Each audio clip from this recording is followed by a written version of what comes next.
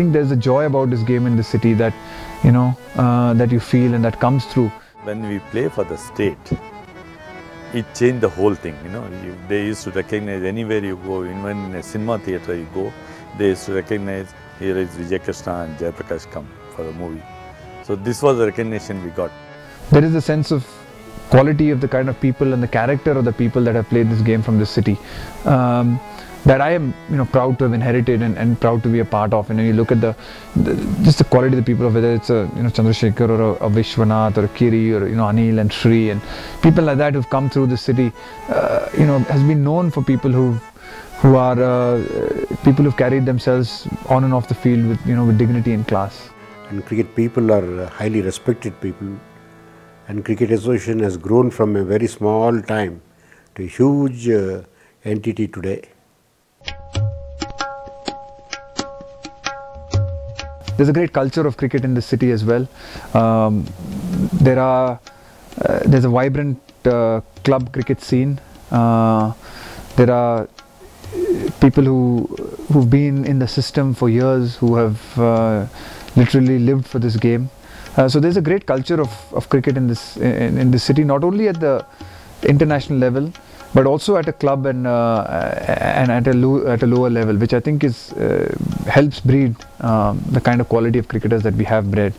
So I think from that point of view, I think it did definitely benefit me growing up in a very cosmopolitan city, because I met so many different people. I had some friends who gone on to do very different things in life, who came from very different backgrounds and different parts of the country, and also from a cricketing point of view, because of the culture in the city, the kind of cricketers that the city has produced was in itself an inspiration to me.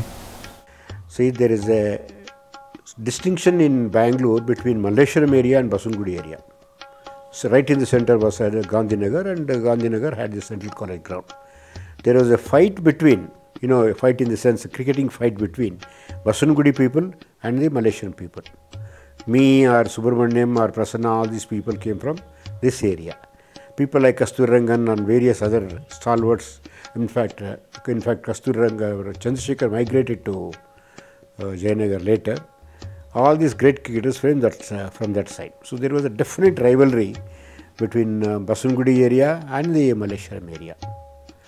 The other areas were non-existent, virtually non-existent. Chinnaswamy came from Malleshwaram area, whereas other people, other administrators came from Basungudi area. They all combined.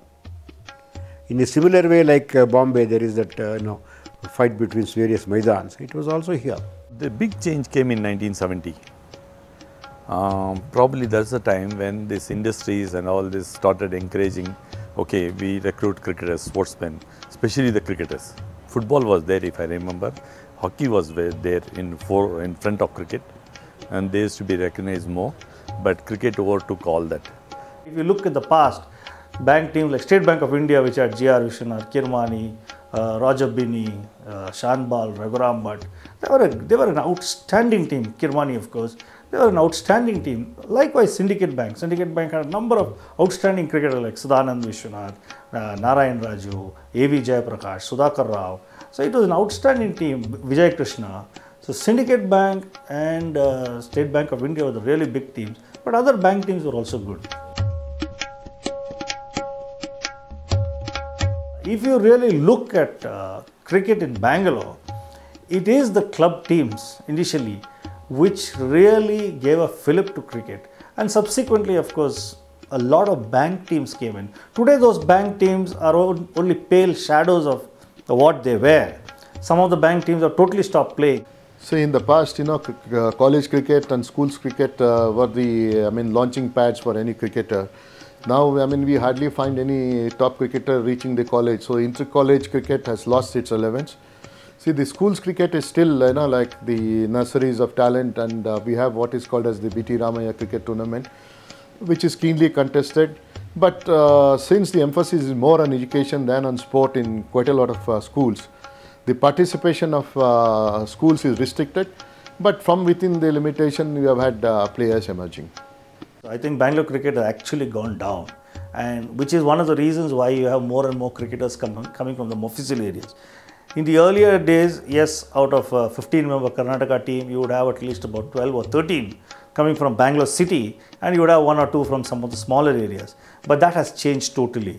And today I think you'll be very lucky if you have 3 or 4 Bangalore cricketers playing there. Partly one of the problem is in Bangalore there are a lot more avenues for entertainment. So you don't really need to go to cricket for entertainment. So that may be part of the problem. But I think a bigger problem is the Bangalore cricketers are wimpies.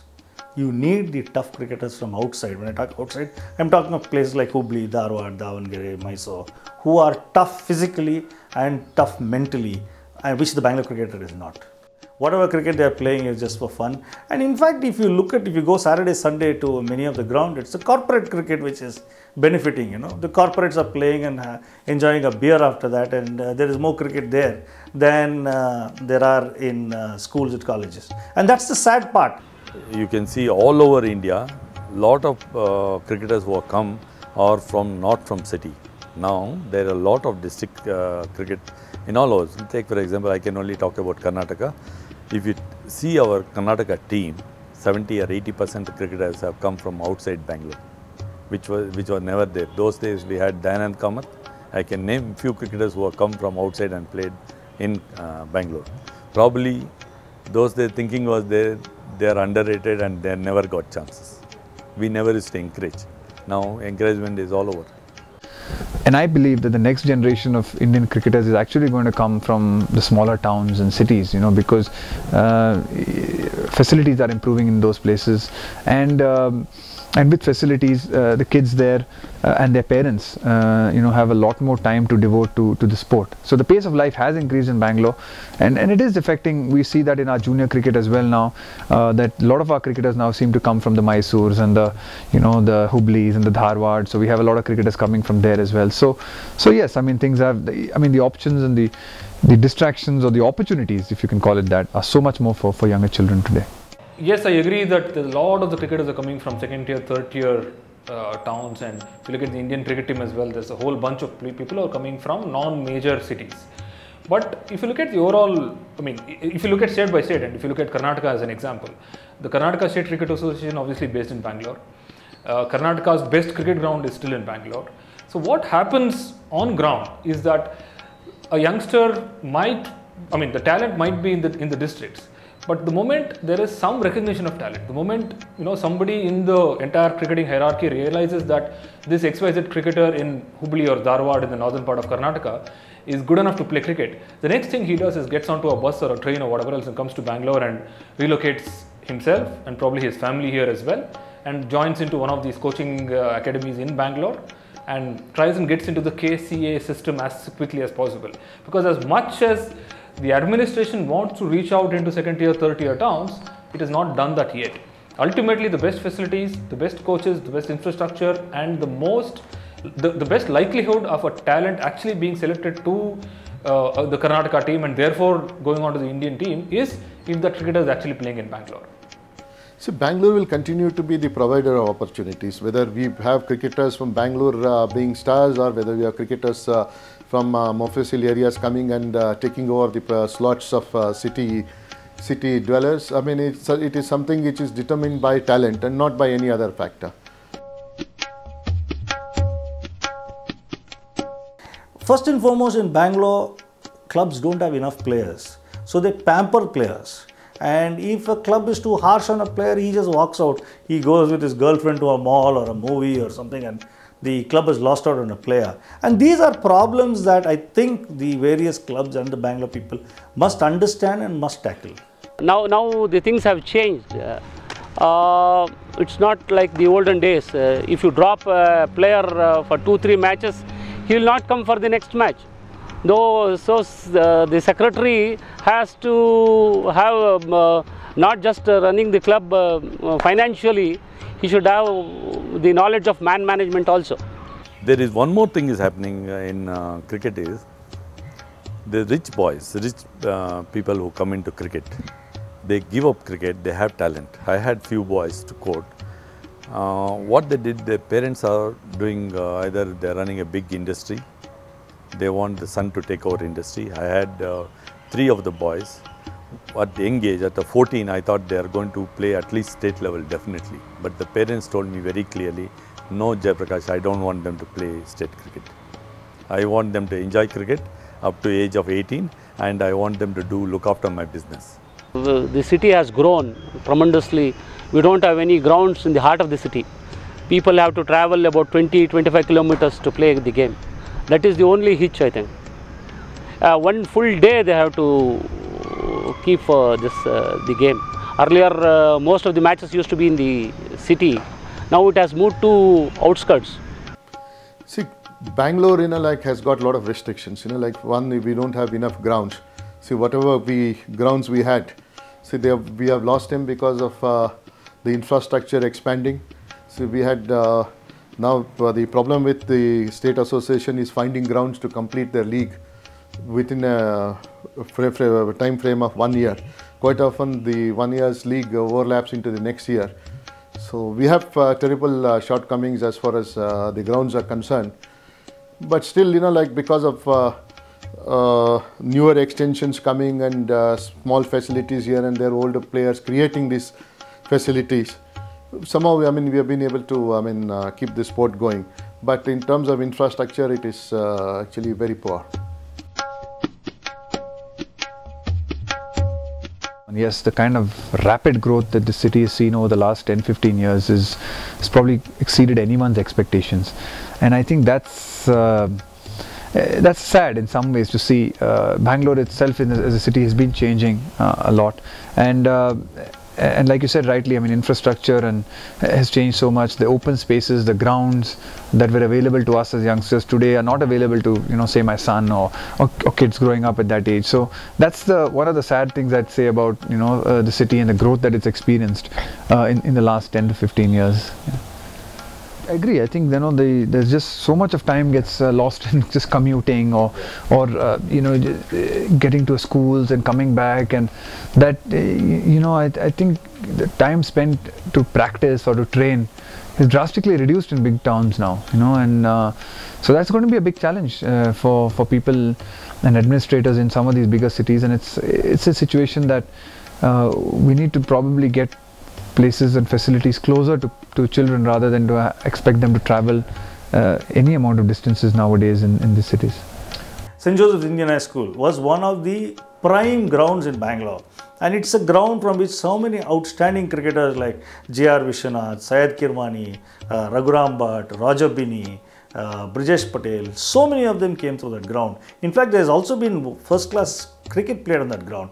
But today, St. Joseph's Indian High School ground is used as a car park during IPL matches, it's used for marriages, it's used for exhibitions, it's used for a whole lot of other things. So, a ground in the heart of the city is lost. Typically, the ground opposite St. Joseph's Indian High School is the Kantirava Stadium, where there was a regional coaching camp being conducted, and it was an outstanding ground with some top-class cricketers coming out of it. Now that ground is gone. It's a car park for one of the hospitals. There is an archery area over there and a whole lot of other things, and not a bit of cricket at all is played on that ground. Bangalore cricket, I think it will have tough time, I feel, in few years' time. If the money what is coming into big cricket, if something goes wrong there, then I feel that it may collapse in Bangalore. This is a fear I got, because you take for grounds, for example, that's a basic requirement, otherwise we can't play cricket. The ground rents have gone maybe 100 times. Okay, we used to get ground for 200 rupees. Today you have to pay nearly 20 or 30,000 rupees. So that will make a big difference, because once you taste that kind of money, tomorrow at top level money is not there. When I go and ask for 2,000 rupees, probably they will not give it.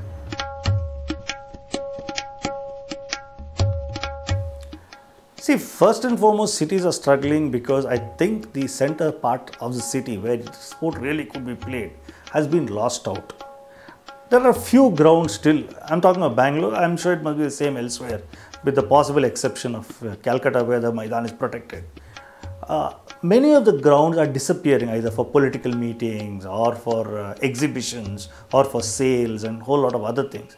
Now, the government and the association needs to ensure that cricket at least gets about 100 days. Even if you can't negotiate and get 365 days, at least 100 to 150 days. I stress on this 100 to 150 days because there are days when there are exams, children have to go and study for exams, be involved in exams, then there's the monsoon, etc., etc. At least 100 to 150 days, these associations have to negotiate with the local corporators or with local and ensure that these grounds are available, at least for those 100, 150 days.